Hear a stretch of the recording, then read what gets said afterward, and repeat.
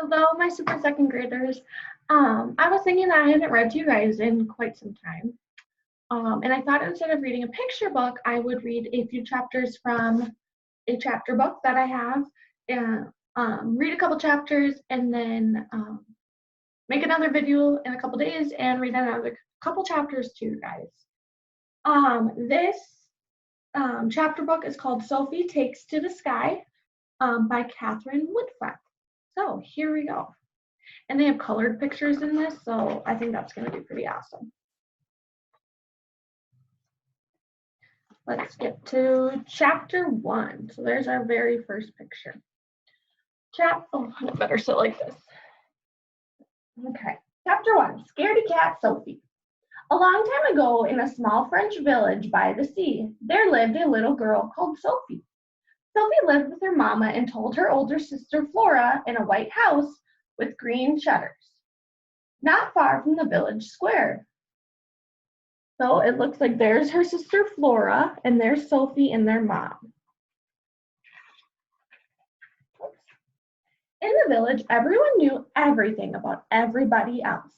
And the most important thing that they all knew about Sophie was that she was scared of everything.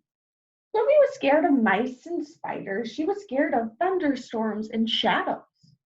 She was scared of the big black cat that belonged to Annette next door and the big brown dog that barked outside Pierre's farm. She was scared of the ghost that might live in the cupboard in her bedroom and the monster that might hide under the bed. Sophie shivered when she went down to the cellar in the dark. She shook when she rode in a carriage. She screamed when she heard a loud noise. "Oh, Sophie," said Mama, what are we going to do with you?" When Sophie was scared, Mama was kind and comforting, but Flora was not kind at all. Flora was brave and bold, and she thought Sophie's fears were silly. So there they are in the village on their carriage. So you can tell that this book is not in our time because a lot of us don't ride in a carriage to town. She had a name she called Sophie in secret when Mama could not hear her. Scaredy Cat Sophie. Sophie hated the nickname. She wished she wasn't always frightened, but she just couldn't help it. It was no good. She was going to be Scaredy Cat Sophie forever. Chapter 2, The Fair is Coming. One day when Flora was playing with her friends, she found out something very exciting. A fair was coming to the nearby town and everybody was talking about it. So there's a picture of the fair that's coming to town. A big poster had been put up in the village square. Flora and her best friends, Felix and Julie, read about the fair and all the wonderful things they would see. "There'll be clowns and conjurers and dancers and acrobats," said Felix. "There'll be elephants and tigers and musicians and jugglers," cried Julie. There's the little poster, "Come to the fair." I like these illustrations. They're pretty cool. "There'll be a firework display and a whirling wheel and all kinds of delicious things to eat," cried Flora. Everyone agreed that the fair would be thrilling, but the most thrilling thing of all was the balloonist. So there's their Ferris wheel, which you guys have probably seen at a fair. The tents where everything's going to happen. I'm going to read one more chapter to you guys so we really get into the book. Chapter 3, Balloon Madness. Even in the little village where Sophie lived, everyone had heard about the new hot air balloons and the brave men who flew them. They knew all about the balloon flight at the royal palace.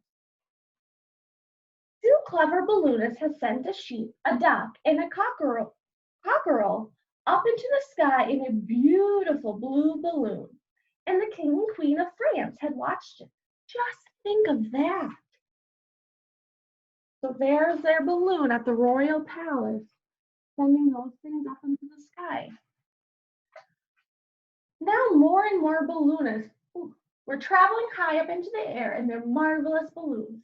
One of them had flown right over the city of Paris. Another had flown all the way across the sea to England. So there's the royal family watching the balloon go. Balloon madness was sweeping across France. There were drawings of the balloons in the newspapers. There were poems and songs about the balloonists and their amazing adventures. Grand ladies painted designs of balloons on their fans. So talking about grand ladies and the fans that they would have when it was warm out, so then they would paint balloon designs on those fans. There were dresses with enormous puff sleeves in the shape of hot air balloons. So the sleeves on their dresses were big puffs, and they looked like hot air balloons. People bought balloon plates and balloon cups, balloon clocks and balloon lamps, balloon hats, and balloon hair ribbons. They bought a lot of balloon things, so they must really love these balloons that they're going up in. Everyone wanted to see the balloonists as they flew high above France. Now the people of Sophie's village would have their chance. Everyone stared at the picture of the balloonist on the poster in the village square. "Isn't he handsome?" said Annette. "I wonder if I should do my hair like that," said Pierre. "It will be wonderful to see a real-life adventurer," cried Flora. Sophie stared too. She liked the look of the balloonist, but what she liked even more was the picture of the hot air balloon as it sailed across the wide blue sky.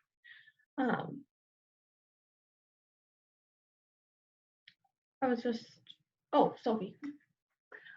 There's Sophie looking at that picture of the hot air balloon flying across the sky.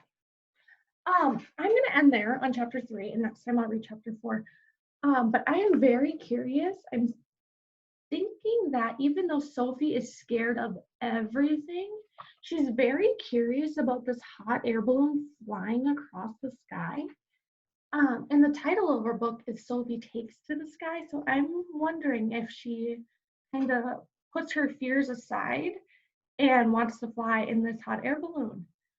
So next time we will start on chapter 4. Thanks for listening, guys.